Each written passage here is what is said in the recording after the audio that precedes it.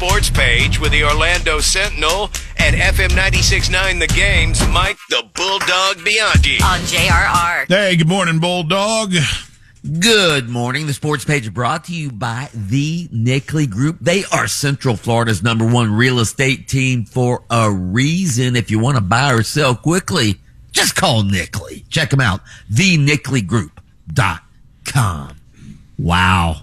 The internet blew up last night. The college football coaching carousel, if you will, got even weirder and more whacked out. Michigan football coach Sherrone Moore was not only fired for an alleged, quote, inappropriate relationship with a staff member, he was then arrested and was in jail last night as a suspect in an alleged assault.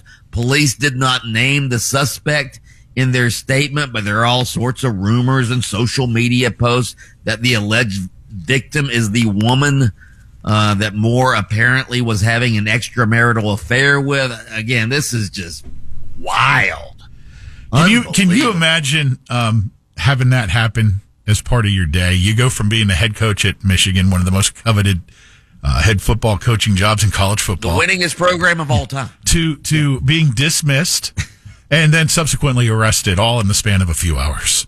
Oh, my God. Is he still, Pat had this question before, is he still technically in jail right now? Do we know if he's still in custody? I don't know. As of this morning, I didn't see anything that he'd been released. I just saw that he was in custody and was being held in whatever county jail that is. What's the speculation as to what part of the staff this person was?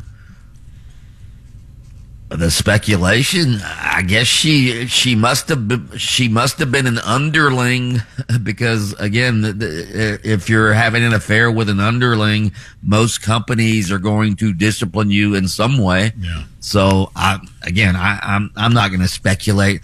As Bill Arnsberger, the old AD at Florida, used to say, I'm not going to speculate on speculation. Right? That's a good line. Yeah, and it's a good rule of thumb.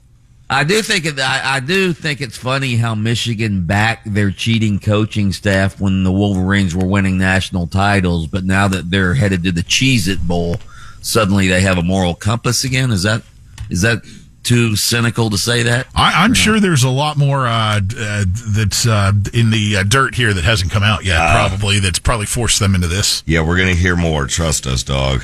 Yeah, Cheez-It Bowl, by the way, Michigan versus Texas. I guess Michigan's interim. I hope Michigan still plays in the game the way, but teams are treating bowl games these days. But Michigan's interim coach is Biff Poggi, so hopefully he'll be down here with Michigan in the Cheez-It Bowl. So candidates to replace Moore are already out there. Alabama's Kalen DeBoer's name has been mentioned. Jed Fish of Washington. I have a prediction, though, Lynch. I say watch out for your former head coach at Miami, Manny Diaz, who's the current head coach at Duke. Really? Yeah. So that's my prediction. I wonder. By the way, was one of your sources telling you that? Just saying. Okay, all right. Keep an eye. Maybe you should check your sources as well, just to see. Speaking of sources, the Bulldog, go read my column in the Orlando Sentinel. They just had the Major League Baseball winter meetings here in Orlando this week, and there's momentum again for Orlando to get back in not the Tampa Bay Rays relocation picture, but as far as having an expansion baseball team, baseball's considering expansion in the next couple of years. The gubernatorial frontrunner, the favorite, the guy who Donald Trump has backed, Byron Donalds, all right? He's a U.S. representative from Florida. He put out a tweet yesterday essentially saying, hey, Orlando is ready to be the next great Major League Baseball city. Scott Boras, the super agent, also went on record as endorsing Orlando as a Major League expansion city. So a little bit of momentum for Orlando at the baseball meetings. I did read your piece, and you did point out what the obvious detractor will be. Most people will point out, to go, well, Miami and even Tampa have had issues putting butts in the seats. And why in the world would Major League Baseball expand to a third team in Florida if attendance is going to be an issue? But you brought up the obvious angle that 80 million visitors a year. Yeah. That are potential. Orlando's the number one visited city in the country. Potential and butts in the could be a seats. tourist attraction. Yeah. There you go. Still, though, when I saw the news mentioned yesterday, and Pat and I were in here in the studio, I looked up at the TV and I pointed to it. I go, "Oh no, the Dreamers is back! Oh come on, Dreamers will not go away, baby. They're persistent. They are persistent." Thursday night football tonight. The Bucks need to win tonight. All right, they're playing the Falcons. The Bucks have been on the schneid. Just a few weeks ago, it looked like they were going to cruise to a fifth straight division championship. Now they've lost 3 straight games to winning teams. They barely held on to beat the lowly Cardinals, and then last week they lost at home to the dismal Saints. And the Carolina Panthers are right there with the Buccaneers atop the division. The Bucks need to win tonight against the Falcons and Kirk Cousins, for crying out loud. By the way, weren't the Falcons supposed to be the team that was going to challenge the Bucks for the NFC South this year? They've just fallen apart. But hopefully the Bucks can win tonight. What else we have in the world of sports? Let's see. UCF losing their defensive backs coach to FSU, it looks like. Also, UCF is losing their best defensive tackle. John Walker has entered the transfer portal. So, the transfer portal going out of control.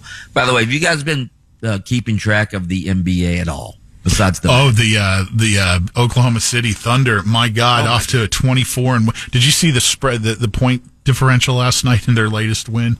138-89. They beat the Phoenix Suns last night. It's 24-1, Taco.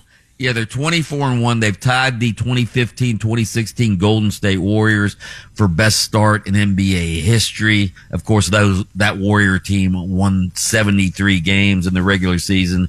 That's an NBA record. So, yeah. The Magic may actually end up playing Oklahoma City. Hopefully, they'll end up playing Oklahoma City in the NBA Cup Finals. Oklahoma City's in the semis in one bracket, and the Magic Knicks are in the semi in the other bracket. Hopefully we don't play them. What are you talking about? Hopefully we'll play them. Hopefully another team knocks them off. To be the best, you got to. What do you want to duck them, Taco Bob? You wimp. I do. Oh, that's he's a non-confrontational kind of guy. Come on, Bulldog. When you got a chance to duck them, duck them. Mike the Bulldog Bianchi, host of Game On with Brandon Kravitz weekday afternoons on FM 96.9 The Game. By the way, happy birthday to the great Nikki Sixx of Motley Crue. He's the one they call Dr. Feelgood, baby.